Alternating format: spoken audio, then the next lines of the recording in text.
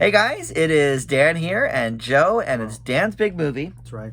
For November 2021. So we always do a anniversary, Yep. a big anniversary. Very big.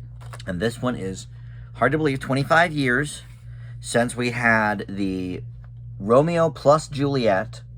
This is the special edition DVD. Baz Luhrmann in his, I guess, first Glory? something. Full glory?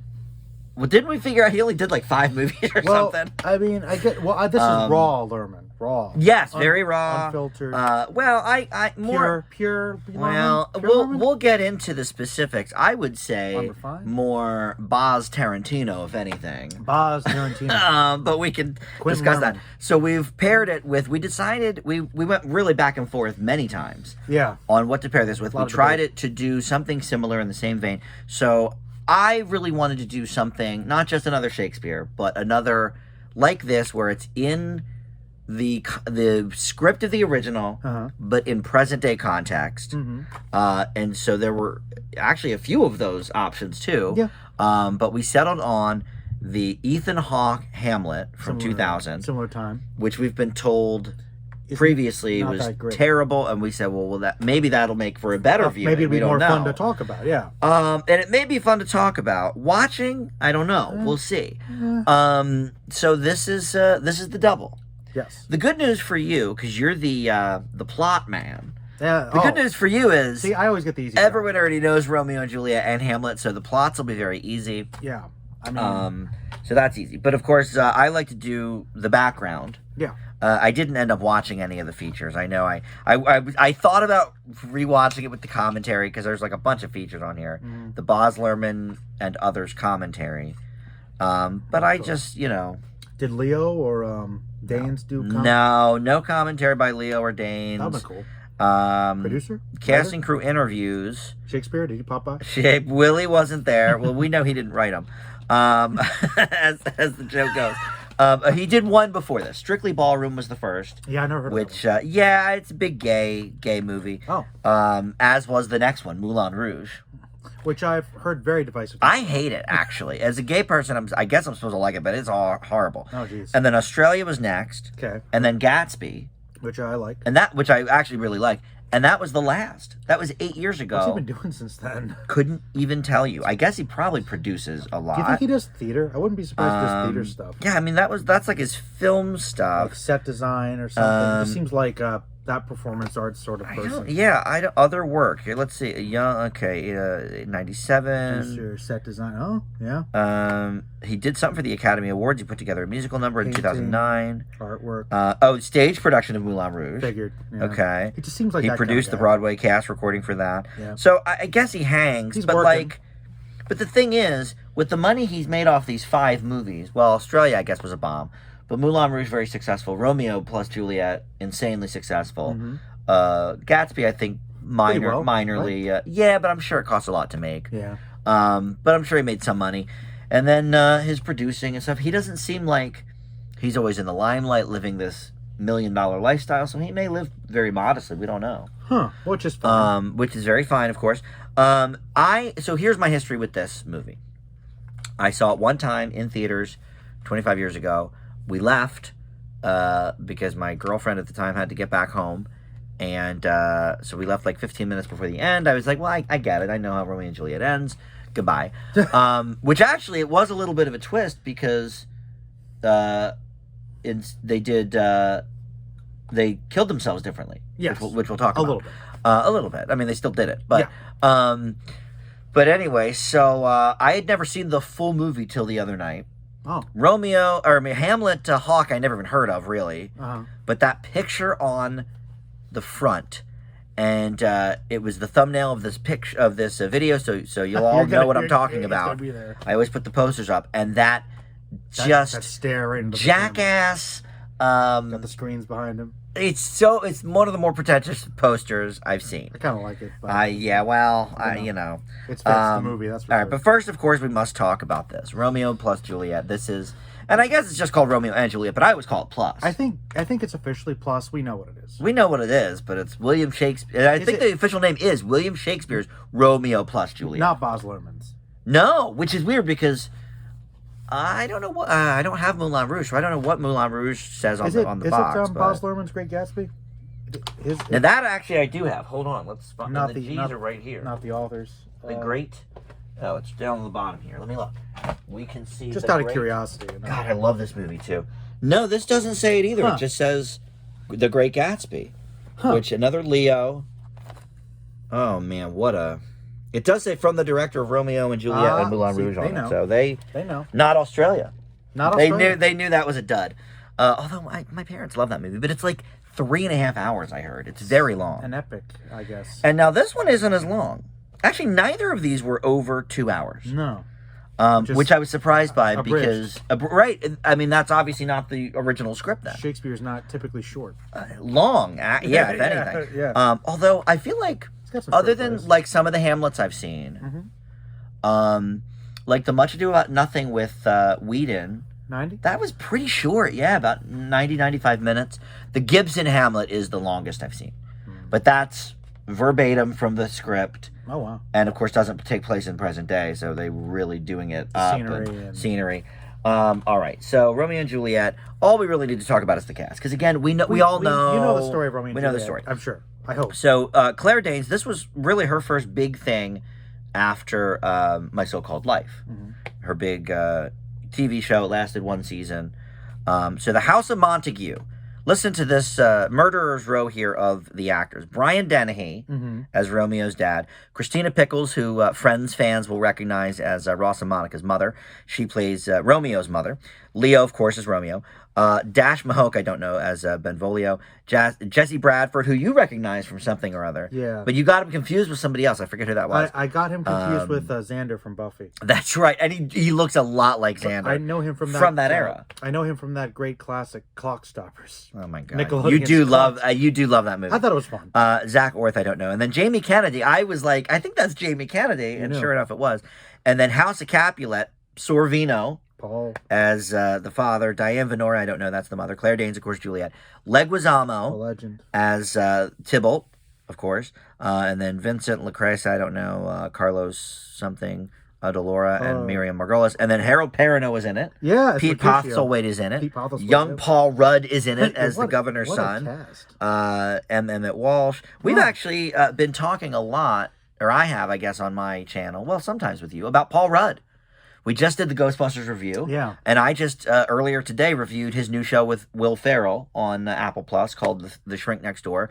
It's just a Paul Rudd kind of party here. Is he just... a great person? Is he likable just because he's got the everyman quality, or is there something else?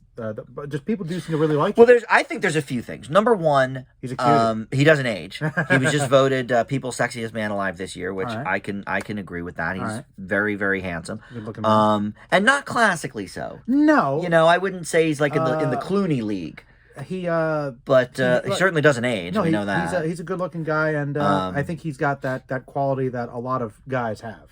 Yes. You know, so I guess it's relatable looks wise. Good, nice voice. Nice voice. I think something else though is you've never heard any bad press about him. Also, he's always grounded. Tell me, you're very grounded, self-aware, maybe self-aware. And you could tell when he goes on talk shows, he's always, laughing and just being affable. He's not pompous about anything. Yeah. So, yeah, that's a good thing. And I think every man sort of works in his favor with things like Ant-Man, when he was Phoebe's boyfriend on Friends, to bring Friends up again. And he's also a pretty good actor. Very good actor. Right. And we've seen that he can do a lot of different genres. What was that one genre? Not genre. That one drama film he did with the one kid on Netflix. What was that? He was like helping some troubled kid. That was a good movie. I forget what that was called. But that was a good one. And then he had his own show on Netflix where he played his own clone. Oh, I heard about Living that. with Myself. Yeah, that was pretty good. Interesting. So anyway. Paul Rudd, I guess. Paul Rudd, great. Before this, I think only Clueless I had seen him in.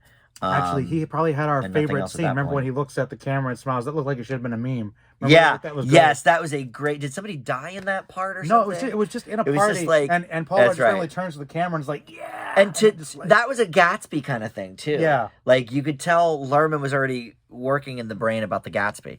All right, well, look, we're already at the review part, I guess. I guess. But the point is, I had referred to this sort of as Boz Tarantino. This was the style at the time. clearly. Yeah. I remembered at the time, and I guarantee I probably have this. Yep, I have the soundtrack over there. I loved this soundtrack. I was in college when this came out, and we played a bunch of the songs on our college station because it was a little free form. We didn't have to, do the hits. Cool. So we would play the Everclear song on that. We would play the Radiohead song. These were not singles. And then we played the big hit singles, too. So great soundtrack, which leads in, of course, to all the other Luhrmann stuff. Moulin Rouge, as much as I hate it, the soundtrack's great. And then, of course, Gatsby, we know that. But the style of this movie to watch now, it's a little, it's so 90s, jarring. so Tarantino, so honestly, sort of biting off of that style, and more than sort of, but really biting off that style. Well, it's a little inconsistent too, because it's Tarantino-esque, but it's not Tarantino like a lot of those movies were. Well, it's also like MTV, like MTV era. Yeah. The quick cuts. The quick cuts and the fast forwards, the slow-mo, a lot of hyperactive. It felt very Pretty People, cartoony. A little bit. At some points. Yeah. And that's kind of the thing that was most jarring is you wonder which part of those things were purely Luhrmann and which ones were studio mandated, because a lot of that stuff, the editing just is so frenetic sometimes. You're like, this is distracting and annoying. But then when it's actually quiet and it's more like Shakespeare, it's actually pretty good. Right. So it's like these two radically different styles, And the most recent version of this I saw was the Haley Steinfeld and Giamatti one. How was that? Which came out maybe 7 years ago. It was great. Great. And it was the classic version. Who was Romeo? Wasn't Nicholas Hoult, was it Ender's Game again? No, it wasn't Ender's Game. I don't think it was Nicholas Hoult. I'll have to look here. And I guess Giamatti would have been one of the dads. I Probably. believe he was the Apothecary? he was the apothecary. He was the Postlethwaite. He was the Postlethwaite of the whole thing. Which, by the way, we can finally talk about it. let's let's go divert here, All right, because we've talked a little bit about Paul Rudd already. It's been a little bit of But running you gag love on this channel. a Postlethwaite. Yes, I bring him up in all those old film. And I haven't videos, seen him in too many You always things. get mad when I bring him up. Like this. I hate his guy. name. I just hate his name. It's a very British. It's a cumbersome Irish, name weird, that I don't care for. And like and that's my own problem. Like Cumberbatch. I like his name, and he is. I guess he might be one of my favorite actors, at least, kind of underrated character actor. He's so good. I first knew him, I guess, just by name from My Left Foot. Because I believe maybe he was nominated for that. I never saw that movie, but... I've never have either. But yeah, the 90s was kind of like when I saw a lot of things with him in it I would have liked growing up. Like, he plays this great monk character in Dragonheart. Okay. He's also in... you might have seen him in Lost World, Jurassic Park. It's this guy, Douglas Booth. I don't know who he is. Played Romeo in the 2013. I don't Also even really Great recognize him. Expectations. Oh my God, he was in Jupiter Ascending. That's why we don't know him. Horrible. Oh, and he was in Noah. He was probably the son. Remember that weird movie Noah with Darren Aronofsky? Yeah, it was all right. It was fun. But yeah, Postlethwaite's in that. Anyway. He's in The Town. He was in Alien 3. So he's been in a lot of movies that I guess I would have liked, and he's very good. And I liked the... Well, I feel like you like that style of actor, too. A classic British trained actor like your Hopkins, that can do a lot of your... I was going to say Stewart, McKellen. I like whole lot. Classically trained, seasoned. I guess there's that old school. Who's the one who plays Alfie? Oh, Michael Caine. Michael Caine. I like that sort of fatherly figure in a lot of those films. I don't know why. I enjoy that deep voice, almost like you could just narrate things. Yeah. Well, and for whatever reason, we didn't grow up with them. They were already old when they became famous. So so they've always been sort of that fatherly or figure, grandfatherly figure, and maybe it's nice to look higher up power them type in the stories that we were watching. But with Postlethwaite, I thought it was interesting that he was in this movie because we brought up. Okay, I guess probably something we'll talk about further is the contrast between the seasoned actors that have trained with this stuff versus these kids that they just bring up. Okay, I actually you had a good comment. I want to make a comment about Leo first of all. Go ahead. All right. Well, my comment about today TikTok generation is something. Yes, it's something that I've harped on the last few months on my TV reviews because Nickelodeon and Disney Channel, instead of auditioning kids and cultivating them and Mickey Mouse clubbing them or whatever, they just grab these kids who are famous from TikTok or Dance Moms or whatever it is and throw them in a show, and it's so off-putting and horrible. Does that work though? Do people like that? Do kids like that? Do they have hits? It depends. Yeah, some of them are okay. My nephew hates the one show that I also hate, so thank God for that. All right. But in this particular film, I actually felt Leo's performance was incredibly underwhelming. It wasn't that great. And at this point in time, he had done Gilbert Grape, Yeah. which of course we know is great. He was nominated for the Oscar.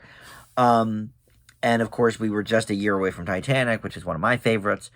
And obviously, we know now that he can do pretty much anything. Although, can he do comedy? We don't really know. He's funny sometimes in some of his movies. Catch Me If You Can. He has a few lines. Yeah, but, it was kind of funny. But like, he's never done Wolf of Wall Street when he's on the drugs. That's funny. Help me out. Has he done any sci-fi? I don't think so. I don't think he's done any straight up sci-fi. And I fantasy, figured this out with our friend Justin years ago. He's actually one of the few people in Hollywood that's never done a voice for a cartoon Voice as well. acting. That's weird. So that's easy money. So it's interesting because we see him as so versatile. But maybe and I love him. He is one of my favorite actors. But the truth is, right? I don't know if he could do everything. If he can do everything because he hasn't tried. With a few, or maybe he has tried and realized he couldn't do it, so he dropped out or whatever. Well, but based upon like a straight comedy, he's not done. He hasn't done a kids movie. Sci-fi, fantasy, not really. Sci-fi, not really. Horror. Well, he was in Critters or something, wasn't he? I don't know how good that was. I guess that's sci-fi horror, isn't it? I'm sure he was probably bad at it though, because it was Critters 4. So like, and he's like, it's probably like what, hard 2 to tell or something. I don't know. But at this point, he had clearly done Gilbert Grape. Yeah.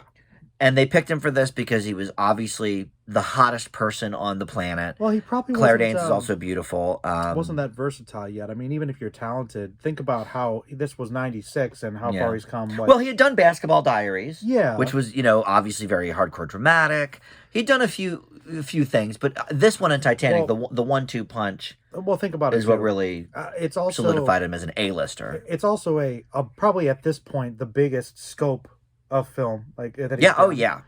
And also with a new director who was trying to be very experimental. Yes, maybe also Luhrmann didn't have quite the skill yet as a director to work with all this stuff. And Claire Danes hadn't really done much in the way of movies. No, My So-Called Life, a huge TV hit, but she's pretty good. She actually is pretty good. She's pretty good. But we know that. Well, yeah, she's pretty. She's another one though. She hasn't really done broad comedy. No, but obviously she's great in Homeland and all that. I think she's a person she knows what she's good at and sticks with it. Yeah, and there's certainly nothing wrong with that. Absolutely. And I think their chemistry is good. That's when we actually say, okay, they got better once they were together. Like I get why they were cast. Yeah, that like first half hour before they actually like had done the ladder routine and a little bit they met at that dance, but before they were actually like doing scenes together, he was not that great. It wasn't that good. And it was a surprise to me. Well, it was just. I think that might just be a training thing, or the director too. But I think you're partially right with the way Luhrmann was doing, and the thing that they were trying. Maybe it was hard to figure out. Hard to figure out what they were actually trying for, especially when you're moving around. But the thing is, there clearly is a way to do it because remember, a lot of those more seasoned actors, the way they were able to integrate the Shakespearean dialogue and make it seem natural, like it's everyday conversation. They could do it. Yeah, and there were so few of them in this. That when a lot Postlethwaite, Sorvino, I believed. Dennehy, I believed. Dennehy was good. But yeah, a lot of them, and Claire Danes, to be honest, I believed too. Actually, but a lot of these people, Leguizamo was okay. The side characters, who ever played Balthazar or whatever, that one guy you hated. He was like really campy.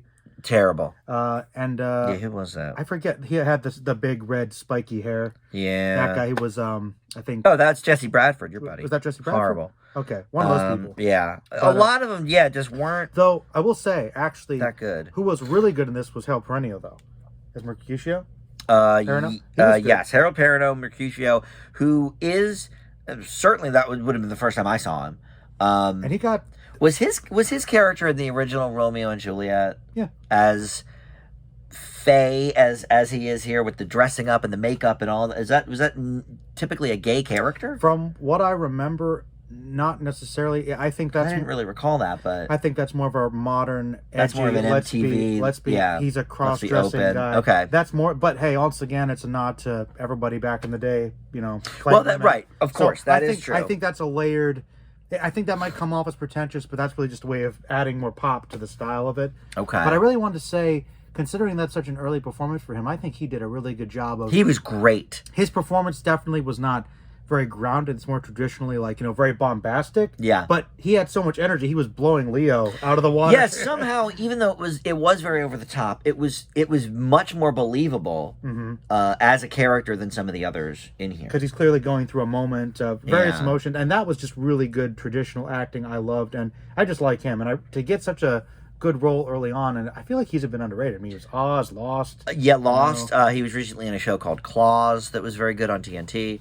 I like that. And it was kind of campy, like he sort of hammed it up. Yeah, I think he's a good actor. Lost was really the first time I took notice of him, because I didn't know who he was when I saw this. But let me tell you a couple of other people that could have been Juliet. Okay. Portman was in it. They shot a couple of test scenes, and they decided to pass because didn't get along with too Leo. young. She would have been a baby. She was 14 and Leo was 21, and they said, let's not do this. Even though Leo looks like a little kid still. How old was Claire Danes? 16? No, 17? probably 18. Okay, good. I'll look it up, but Okay. when My So-Called Life was on 2 years before this, I think she was 15, 16. Okay. So I think 17, 18. Makes sense. And then they offered it to our friend Sarah Michelle Gellar. That would But due to her Buffy commitments, had to turn it down. Well, I think she made the right choice. Well, I think everyone made the right choice. I don't think that would have went on as well. Because you don't think she's that good?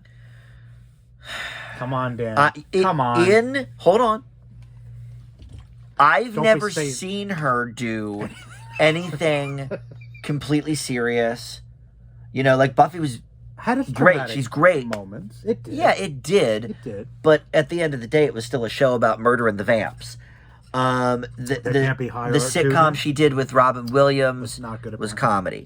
The Scooby-Doo movies for kids. I've just maybe she could do it. You know what? But I don't know. I don't know either. I don't know. I've never seen her really tackle a very serious role before. Portman certainly could have done it. We know that. She would have. But she was a child, of course. Well, you ever? And these kids are supposed to be, I think, 16, right? Well, you know what? Isn't that the bit? Yeah, they would have been like 14, 15 or 16, yeah. I think They're 14, young. 16. But here's the thing. I know why they thought that, which is why I think it's BS. Natalie Portman could have taken it because they looked at her because she wasn't Leon the Professional before this, murdering people. I know, but I think what I read actually, you know looked that it was like Leo was all right. Yeah, basically Basically, this is a molesting commentary. her. Like, we don't want that in our Romeo and Juliet. We want to feel that they belong together. This is a commentary once again that people are more okay with kids murdering each other horribly of course. than other stuff. No one cares about violence in this country. Are you kidding? You know what? Shoot them up. What am I even Shoot 'em talking up, about? kid. Of course. Never. I mean, But okay, but I understand why they looked at her. That makes sense. Yes. But she would have been good. She would have been excellent, of course. Michelle Gellar, I don't know. But Claire Danes, I think, was great. And in terms of the unseasoned actors, I think she's the best one here. Yes. I'm trying to think. Leguizamo was fine, but he's so campy in this too. He's chewing it up. I think he might be chewing that scenery. But to be fair, that's fine in this type of movie. I think it's what Luhrmann wanted. I think it's fine. I think Luhrmann wanted them to all do this. So I appreciated some of the camp, but it was like, I think the problem is that not all the actors were up to the task for whatever the role for each scene required. Yeah, well, and you mentioned earlier the word. Well, I forget what you said, but it was just uneven. Like it wasn't. They weren't doing the same thing. Conflicting. Uneven. And I think that's all part of it. Like you have these seasoned pros like a Postlethwaite or a Dennehy with these kids that generally don't know what they're doing, and a second-time director whose first movie wasn't that successful. So and they're trying to bite off the style of what's hot at the moment, Tarantino and MTV. And it's definitely I get it. Time it's capsule, and that is one thing that I actually really liked about it. It captures. It took me back to 1996 immediately. Very good time capsule of what entertainment was at that time, which I love. Yeah. The movie itself, do I love it? I don't think so. I don't. And I don't. After this experiment of watching it. I probably won't ever revisit it. Same. I'll be honest. I think it's one of my least favorite of the first movies we've done for Dan's anniversary. Yeah, I did not like it that much, to be honest with you. I think, what was the one, Desperado, but that was fake. That's the one we messed up. We messed up that month, because the actual anniversary was the Dusk Till Dawn. Yes. Which was better than this. Yeah, I can't think of another like actual movie that we've done that I liked less than this. And I don't hate this. I think the qualities that we said speak to it, but it's certainly a middling grade. All right, so we're going to move on to Hamlet here in a moment. That'll be interesting. Which will also be interesting. But we'll grade it, then we'll look at the Rotten as always, look at the Ebert. Yep. Ebert, of course, will be interesting because that was from 1996. I have no idea what he's going to say. A lot of the Rottens are sort of in retrospect. I have literally no idea what I don't know. I have no idea. I feel like at the time it was not received well by critics because it was too hip and too youthful. I don't know. We'll find out. Yep. My grade for this movie is a C. Wow. I thought about C+, and maybe probably at the time it was more of a C+, but damn, it's a C. It's literally because like Perno and Postlethwaite, like they were in it and they were really good. Like there were there are some scenes that were really good, but yeah, I like it just a little more than you. C+. I really almost gave it a C+, but I don't know. At the end of the day, I might like it less. I don't know, but yeah. I mean, C+ is a completely fine grade for it. Obviously, it is. But the thing is, even the stuff you probably think I'd like. My least favorite stuff was the shoot 'em up. I hated all that stuff. It was annoying. Well, because it was they were trying too hard. Fast cuts, and it was trying too hard to be. This is the movie. It was. What was the one we watched? We're so cool, man. What was it? This Hackers. is gonna age so well. We watched Hackers and Johnny Mnemonic the same night, and I got a lot of the same vibes from those movies as I got from this. Very the mid-90s. Quick cuts, very mid-90s. The quick cuts, the spiky haired people, and just at least they were talking in current colloquialisms in Hackers. Yeah. This they were speaking from centuries ago, and I understand what they were trying to do. Yeah. But didn't care for it. Didn't hold up that well. Did not hold up. All right, so let's look at the Rotten here. Okay. Soundtrack. Huge success, we know that. The soundtrack is fresh. Soundtrack is 90%, I'm sure. Okay. So 73-77. Sounds about right. 73 for the critics. So let's see what some people had to say. People remember this pretty fondly. I did remember it fondly. Like if you asked me before we watched it, I would have said, "Oh yeah, that's like a B." Same. I was like, "Oh yeah, that was cool. I like that movie." But in retrospect, not so much. All right, so these reviews are from over the last 25 years, not some more current than others. A slick blast of decadence, the kind of violent swank trash music video that make you feel like reaching for the remote. C+. That's Entertainment Weekly. Look back on your first love without making you wince. I would rather watch a regular Romeo and Juliet for that. Here's a 5 out of 5. Luhrmann style simply defibrillates Shakespeare's text. Well, for me, it's the life into it. Overblown carnality that makes this a perfect adaptation of the source material. Still leaps from the screen today. That's from 2 months ago. Mel loved it. Or that's from 2 weeks ago, November 9th. Okay. All right. Good this glitter bomb of a film explodes the play and builds it back up again, resulting in a truly unforgettable experience. 5 out of 5. I do like the statement. That's another current one. So a lot of these people are doing the same thing we're doing, looking back on 25 years to the month. Well, I'm glad people These are both from November of 2021. But what did our friend Ebert think of the whole thing? Ebert was probably like, oh, man.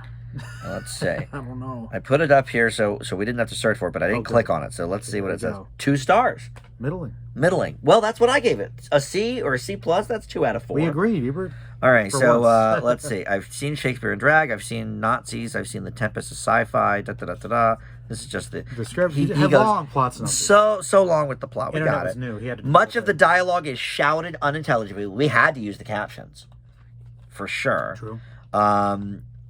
It's like a high school production. DiCaprio and Danes are talented and appealing. I wonder if I would have thought that, though, before Titanic. Because he's so very Jack Dawson in this role.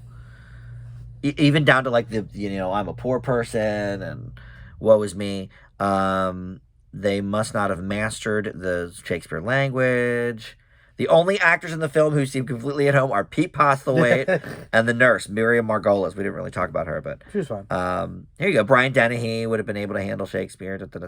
All right, so there you go. 2 out of 4. All right, Roger. So I think and that was an original 96 review. I would have liked it more back then. Yeah, you probably would have seen much more cutting edge. Oh, man, this is like MTV. It's like Tarantino. God, I thought I was so cool back then. Well, don't we all? I guess so. Man. I was like, oh man, Leo's really something here. And of course, I wanted him. Well, he is now, but all right. So now we get to Just Look, okay. that slick I back. know. We put it on the thing. Just But bask just in it. look at this. Look at this jackass. Well, look, Oh, have you seen anything that pretentious lately? My God, this is okay. Before we get into the Hamlet, my appreciation for Hawke ebbs and flows. Right? Sure. Back in the day, Reality Bites, one of my all-time favorites. He played a jerky character, but I thought he just Like nailed Hamlet. it. Kind of like Hamlet. But I thought he nailed the role. Perfect foil for Ben Stiller. Great. And then came like these late 90s, early 2000s, like prestige pieces where it just felt like he was trying so hard Take me seriously. to get an Oscar. Take me seriously. Invite me to the you know, The party. to the dance The here. big table, yeah. To the big table. It never happened for him, obviously, and we can see why. But then, Wow. 10 years ago, he did like Sinister, Boyhood. What was the one? The third Before movie, which, look, we talk and joke about the Before movies being pretentious. But good. to be honest, they're actually excellent pieces of script. Yeah. And he's very good in them. Yeah. But then again, he goes and dips again, like he did that Getaway movie that was an F, and he tried to do those blockbusters. So I really go back and forth on Hawke. But at the end of the day, I think he's a really good actor that maybe picks some questionable projects. Maybe like a Cage or a Bruce Willis anymore. I mean, I don't think I have as much of a passionate feeling about Hawke as you do. I just had such high hopes for him after Reality Bites, and he just kept letting me down. He's just somebody I don't typically think about that much. Right. But, like, I mean, he has been in some movies I really like Gattaca or Training Day. Yeah, you like Gattaca. Now, I hadn't seen Training Day till about 3 or 4 years ago, so I will admit he is great in Training Day. And that was right around this time. When I think about those movies, I realize, well, let's see. It seems to me he's good in dramatic roles. Yeah. Usually when he maybe has a director he works well with, and when he has a good ensemble of great actors to work off of. Stiller Garofalo again. You know. Ryder. So I think that might be a factor. A lot of times when he's solo, I don't know how well it works. Well, he does have a pretty interesting crew here. It's true. Let's go over again. We don't need to talk about the plot. We get it. It's Hamlet. We know Hamlet. But listen to this. You've got Kyle MacLachlan, one of your favorites, of course, as Claudius. Yep. Diane Venora, I don't know, as Gertrude. Sam Shepard as the ghost. Leah Shriver, one of his early roles. Julia Stiles, hot off of 10 Things I Hate. Mm-hmm. Bill Murray as Polonius. Some of these people I don't know. Steve Zahn, Jeffrey Wright, we know him. Early Casey Affleck, very briefly. So, yeah, Pretty good cast there. Very good cast. And a nice, sort of like the Luhrmann, a nice mix of young and up-and-comers with seasoned. Now, is Bill Murray the actor that Pete Postlethwaite is? Debatable. He's certainly done some dramas, Lost in Translation and Broken Flowers and whatever. But is he a Shakespeare-trained actor? No. No. I say he's not. I mean, I think that Bill Murray's versatile. Yeah. But I don't know if he has the dramatic chops that, say, someone like Postlethwaite does based on everything I've ever seen. He's definitely more of a comedy guy. As we said, offbeat. We decided to pick this one because it does the same thing as Luhrmann. It takes the original text, puts it in present day, and to be honest, I think even fewer people can hang with the original text in this movie without sounding pretentious. Although it's very thoughtful. Hawke's character, Hamlet, is a pretentious jackass. And so it actually and Hawke is too. And so it actually works in his favor. Actually, that's the weird thing about this movie, and I mean, as frustrating as it is, thinking about the Hamlet character as he is and a lot of interpretations of him, this one is perfectly valid. That's the thing. It's sad to say, but I agree. You might not like him, you might find him annoying, but you know what?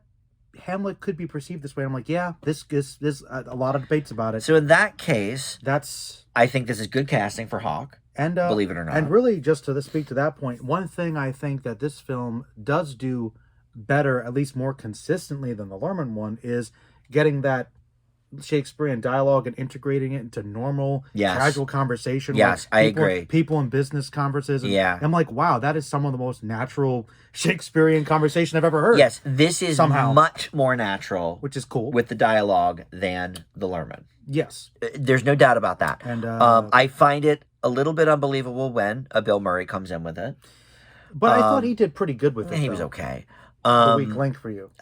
Honestly, one of them, sure. I thought he was okay. It just when I associate Bill Murray, I just don't think of him in something this heavy. No, but this was the era. This was a couple years before Lost in Translation. Like, he was definitely trying to shed his sort of mid and late 90s, like, dumbed down comedy. What was that elephant movie he did for kids?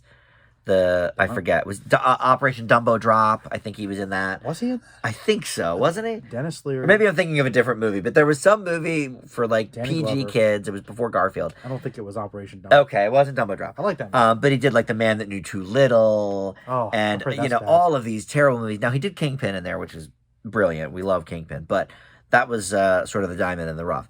So I think he was trying to shed all of that, expand, experience a little more. Sure. And okay, that's fine. But I didn't think he was quite up to the task here. I think he was fine. He was all right. I think he was fine. But Hawke was great. McLaughlin, Pretty good. pretty good. Pretty good. I have to admit. I actually, as the king, he was pretty good. I don't think. Now let's talk. Have we ever seen McLaughlin give a bad performance? No, I haven't. I never have. And you've seen probably more than me. But even in something like The Housewives, Look, remember he was the boyfriend or the husband or something on The Housewives for like 2 seasons. I confess I don't remember, but I'm sure it was good. He was great. Based upon my memory, even in the Flintstones movie, he Flintstones was good. movie. All right, the guy comes to, he goes all in. All right. Now look, no matter what it is. We've talked earlier in this episode about who's underrated. McGuock.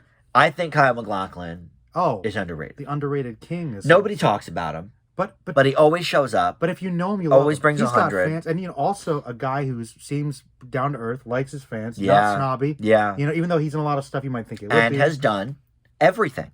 The Housewives obviously was very campy, but then he did, the Twin Peaks, he did the Dune, all the things he shows up in, and he's certainly done the kids and family movies as well, sort of hamming it up with that. And Hamlet. The guy is versatile. Yeah. So he's good. We do actually love him. We're officially saying it here. He's good. Styles is good. Styles, she's as good. Ophelia. Actually, I've never really loved the Ophelia character, but I think she did good with it. She did. Part of the problem with Hamlet, I think. Liev Schreiber is good. Schreiber's very good. Underrated. Yeah, I think he's underrated too. He's underrated character. Stan Shepard, of course, we know he's great. Classic. All right, Rosencrantz and Stern, of course, or whatever it is. Guildenstern, yeah. Rosencrantz, Guildenstern, Steve Zahn. Yeah. We know him. All right. So you said you don't like Hamlet. You said Ophelia was one of your many problems with Hamlet. Well, I think...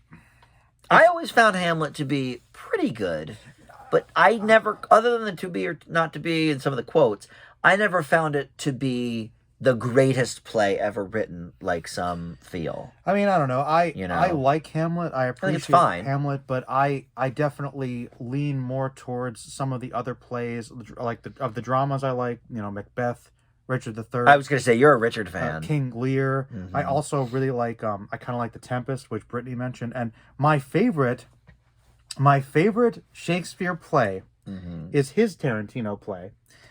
Which is Titus Andronicus, which I wanted to watch for this, but that's Shakespeare. Yes. Oh, okay. Called Titus is the. But is Titan AE based on that or something? No, okay, all right. Titus, but that one is just. Admittedly, that one is not the most highbrow for Shakespeare, but it's very. If you watch these, I actually prefer the comedies. I know you obviously. Which I guess that's no surprise, but I really like Midsummer Night's Dream. That's a good one. I really like Much Ado About Nothing. And certainly Romeo and Juliet as a romantic do you like speaks to me. Of the Shrew? I don't know if I know that one as well. Really, I like Taming of the Shrew, but that one, like a lot of Shakespeare, has a lot of common commentaries and Well, listen, I was surprised. I shouldn't say we, because you were not at all. I was surprised at the sheer number of the famous quotes just from these two shows. Oh, yeah. I knew a lot of things were Shakespeare, but like Hamlet and Romeo has like 90% of the well-known quotes. Yeah.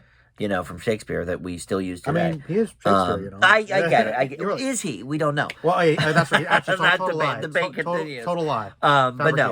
All right. The point is, let's talk specifically about this movie. I agree that this was a more consistent take on the material. Totally more consistent. Totally more consistent. And I think it's more aware of what it wants to be. Yeah. And it's, I think, achieves that goal. Well, I was going to say perhaps? It's also less steeped in its era. Like, yes, less. there's computer stuff. Some VHS. There's some VHS. So, okay. You're right. Oh, my God. Don't remind me of the stupid blockbuster scene. Great scene. That was... Okay. The most pretentious part? That was one of the most pretentious parts. Talk about... I don't know. A bit on the nose. That was on the nose, but I think when he actually did the little film that was a bit on the nose. That's when he finally did To Be or Not to Be. But it is hard to not be pretentious and do something like this. It's almost though like he's walking down that blockbuster aisle, right? Okay. Why didn't they just have him hold up a Mel Gibson Hamlet or something? Just finish the joke. Drive the point home a little bit. I do agree if there was... If you're going to be that silly and on the nose about things. They didn't do it, but he is watching the Laurence Olivier version, which I thought was pretty cool. Yeah, that wasn't too bad, actually. And it was shortly after the blockbuster scene, so it's like you wanted it, and then they had him watching it. That's fine. I'll tell you one thing that I thought was interesting, though, is that clearly... the movie had some advertising backing with something as big as Blockbuster. I think Pepsi in there too. Pepsi was big. Yeah, he had that Pepsi machine in the background. They saw the ghost in the alley with a big Pepsi machine there, and I'm thinking, I guess that must have all just gone towards the actors because it didn't really know how special effects or costumes or anything. No, you're right. So it was weird. But what I mean by less a product of its time is not necessarily like the Blockbuster stuff and the VHS. Just that it's not trying to be hip. The Luhrmann is trying so desperately. I'm cool, man. I am hip to today's youth. I am MTV. I am Tarantino. And at the time, I admit I got suckered in because I was 19 and I was like, oh yeah, this is great. Makes sense. Or 18, whatever. But right. I was the perfect demo, and now looking back, I can see. All right, well, I was wrong. When I was a teenager and they showed it in school, I liked it. When I was 15, see, in school they showed me the one with the boobs, which I've been told people have gotten in trouble about. Apparently, maybe since I don't know. And that was the standard in the 90s. You watched the one with like late 60s, maybe 68 or something. I think that one's good. From what I've seen of it, I think it was very good actually. Although the actors playing Romeo and Juliet are like 28 if they're a day. Like come on. Well, so I'll give them the Danes and DiCaprio at least look the part. Playing safe. Or the Steinfeld version, but so you're saying this film was trying to do. But I think this film, because it knows what it is more. Yeah. And is sticking to the original text, but not in a look at me setting, more as here's just how the world is today. Mm-hmm. And maybe it's not. Maybe it's because Hamlet's an adult already, or college age or whatever. Yeah. But he's not a kid. No.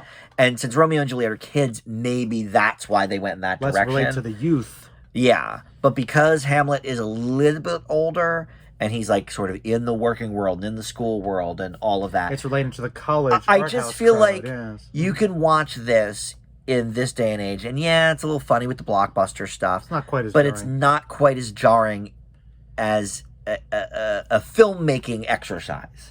Yeah, as the Luhrmann. Which I think is typically the goal for a lot of these things is when you try to do it modern, you're trying to just show that the themes in Hamlet are timeless, and it doesn't really matter when it takes place. Right. Which I think is more what this is trying to do. Yeah, and that's okay. Yeah. I think it works. But the one thing I'll say is like it's like competently done in terms of the editing and the shots, but it's just very basic, it's very simple. Mm-hmm. Whereas the Luhrmann film had a lot of energy though, like stylistically. It was much more visually popping. Sure. So it's kind of like this is just, but it's much more but to a fault. Yeah, this one's more about focus on it, let's focus on the text, the words, which is Shakespeare, so I'm fine with that. Yeah. I feel like we should be saying something more negative about it because I thought we didn't like it. It was boring as hell. Okay, I was about to say. I mean, it was very boring. Well, listen, I mentioned that I didn't think most of the actors were up to the task of the dialogue, and we mentioned how on the nose some of these scenes were. So certainly some negatives there. But yeah, I was bored watching this movie. Yeah, I think, and that was the thing. The nut I wanted to crack was like I felt like it was extremely slow, and I'll say something. I mean, everybody has different opinions about plays and whatnot, I'm sure, but I think Hamlet has so much thematically engaging stuff because it's Hamlet, it's Shakespeare. I never really think of it as boring, personally, as an English major but watching this one person, and that was the weird thing is like, as I was trying to kind of like, I was the advocate for this movie going forward. I'm like, I kind of like what they're doing, I appreciate it, but as it kept going, I was just like, I think about two-thirds of the way through it, I'm like, let's just get to it, murder him already. Right. I was just. I felt the same, and I felt bad because I actually have never been that annoyed by anything Shakespearean before. Yeah, I don't know why that is. I mean, is it because? I'll be honest. Like they've shortened up the text, so it's not 3 hours long. I think, but maybe I don't know. They take out some key elements that would have made the characters better or something. Maybe a little bit. Like I think that there might have been some things that they could have fleshed out. They took out, but really, I think this movie could have benefited a little more from some more interesting editing or sets or costumes, just because it would have popped more. And honestly, there is some more intrigue. Oh, I'll tell you another thing too. All right. There's a lot of build-up in Hamlet, right? There's a lot of talking and contemplating and blah, blah, blah. Certainly, that's the bulk of it. But then when stuff happens, it really happens. Like when somebody gets killed, da-da-da. And here it's very muted. It's, it's actually B-movie quality. It's a bit safe. When I think Screever dies at the end, it was like cornstarch. On God, that looked horrible. That was I forgot about that. Like, this is cheesy. Yeah. This is, and I mean, I guess if it's like a play, it'll be like that. But it was just... I didn't understand. It was not a choice. Yeah, it was like movie of the week quality. And the weird, like, oh, okay. It's like that fight scene at the end where they have the weird sword fight on the skyscraper with the weird harnesses. Oh yeah, it was the weirdest thing, and I'm like, oh, that's right. I almost forgot all about that. Like, why not just have it be guns? Right. Like, I don't understand. Like, that was a weird choice that looked more awkward than it was fun. Yes. It's just everything was so muted in terms of the action. It's like there wasn't enough focus on the actors because it was so grounded and believable that it didn't pop theatrically. I think Shakespeare needs some of that emotion some of the time. Everything was so quiet. Well, okay, all right. Here's what I'll say. So it's like I've said this about many movies that are, they're doing something different stylistically. Actually, another Hawke movie, Boyhood, is an example of this. Sure. Where if you stripped away the element, it's okay, that makes it unique, which is that they filmed it over a span of 12 years. If you just had that same dialogue with the same thing, and the other one was that cartoon, Anomalisa, same thing. If you stripped away that it was a cartoon, it was incredibly boring. And I feel the same way here. If this was a movie where instead of saying Shakespeare, instead of doing Shakespeare, they were just saying, and it could still be the same story, it could still be the Hamlet story, but if they were talking in regular 2001 dialogue or whatever, inspired by Hamlet, it would be boring the biggest snooze of the year. So I think that does speak to the nature of. Look, it's interesting that it's a cool experiment. Shakespeare, if Luhrmann didn't already do it, it would have been a cooler experiment. I agree, and I'll tell you what. So this is a worse movie to me than Romeo. I know I sort of harped on that and gave it a C. Yeah, but this is a lower grade for sure. It's a lower grade for me too, but there are things about it I like more. Yeah, which is interesting. Well, it's way more consistent tonally. Yeah, and I appreciated that. It annoyed me less, although it made me angry by the end. Yeah. Because I was so bored by it. Yeah, me too. No, but I'll tell you what. I have seen plenty of movies like this that do it better, that aren't flashy. And I'll admit, though, a lot of times they don't have the dialogue.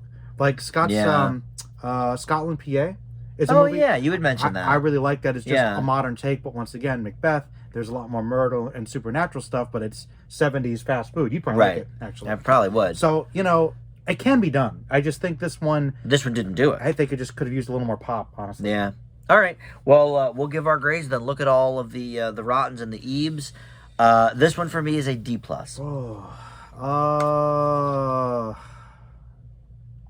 I'll agree with you, D+. Yeah, D+. It's not good. It was not good. That's for sure. I was starting to hate it by the end. I know you really were angry about it. But like you said, the hook of Hamlet is the payoff at the end, and it was very stagnant what the rest of the movie was. It's and even the whole Rosencrantz and Guildenstern dead, they didn't say that. Oh, that's right. Come on, The takeaway really from this is Kyle MacLachlan is always great. Yes, that is the best. He was the best thing about the movie. Best thing about it. All right, so I bet people are going to like it. Oh no, okay, 59-46. Divisive. So definitely lower than Romeo. Though not as much as I'm surprised. Yeah. When we had mentioned this to people that we were going to watch it, they were like, that's 0%. All right, here you go. The 2000 version of Hamlet is just dreadful. Let's look at some positives here. Yeah, let's get some positives. All right, the director's details actually give the core story an additional layer of power. Cyclical decay of Hamlet still resonates, even as its 90 flourishes have become irrelevant. But that's from 2020. That's a recent one. Let's look at one that actually came out back then. I don't know. All right, here you go. From 2018. This melancholy Dane is the son of deceased chairman, blah, blah, blah. All right, well, that's just the synopsis. That's synopsis. Film pops off the screen in brilliant color. It's very gray, man. And it's the grayest movie I've seen. Maybe he was talking about the Romeo and Juliet. I don't know.